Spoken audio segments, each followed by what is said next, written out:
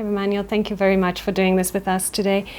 When you became a minister, as you mentioned just now, you became a minister in 1994, first for DGI and then, of course, Finance Minister, and for 13 years. I'd forgotten how long you actually had been Minister of Finance, and so part of our consciousness.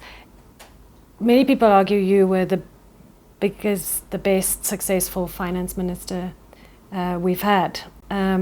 First time we also showed a budget surplus, of course, was under you.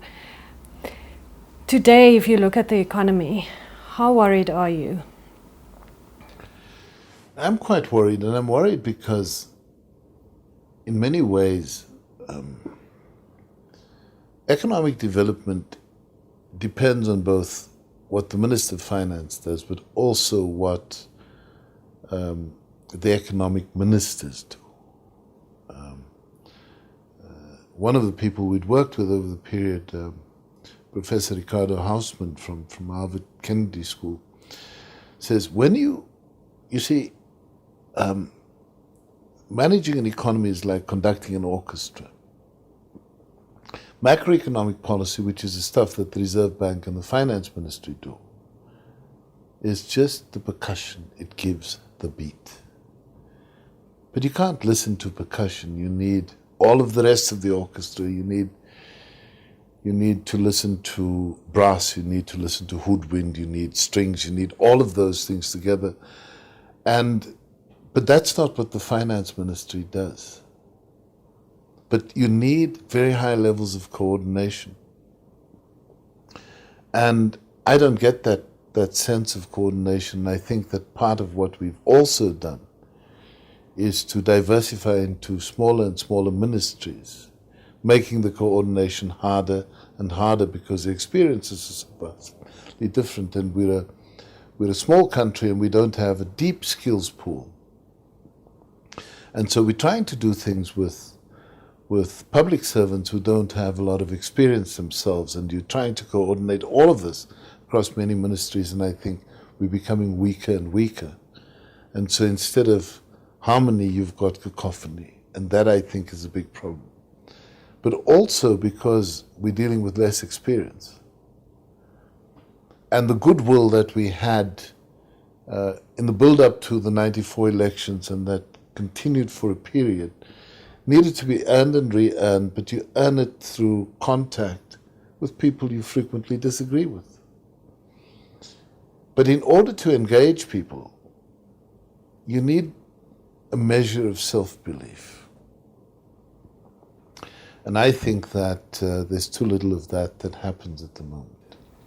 How bad do you think this whole capture thing has become? I think we're at a very, very low ebb now. I think that there are all kinds of people who creep out of the woodwork to make spurious allegations about other people, avoiding the fact that there are a series of instances now that do reflect that particular parts of government are very captured. And the problem about being involved in corruption and so on is that it's hard to extricate yourself from. It may be easier, I think, if you were a drug addict. Once you've reached a point and say, I'm ready to go to rehab, to live through whatever the chemical reordering is that you have to live through, and emerge on the other side and say, now I'm going to be clean. If you've lived off the proceeds of corruption, you've acquired a lifestyle that you can't normally afford. And it becomes very difficult to step off that if you've had a stream of ill-gotten gains that has come to you in addition to your salary on an ongoing basis. You now live in a house that you couldn't normally afford. You drive cars. Your children are empowered in a way that you couldn't actually provide for them off a normal salary.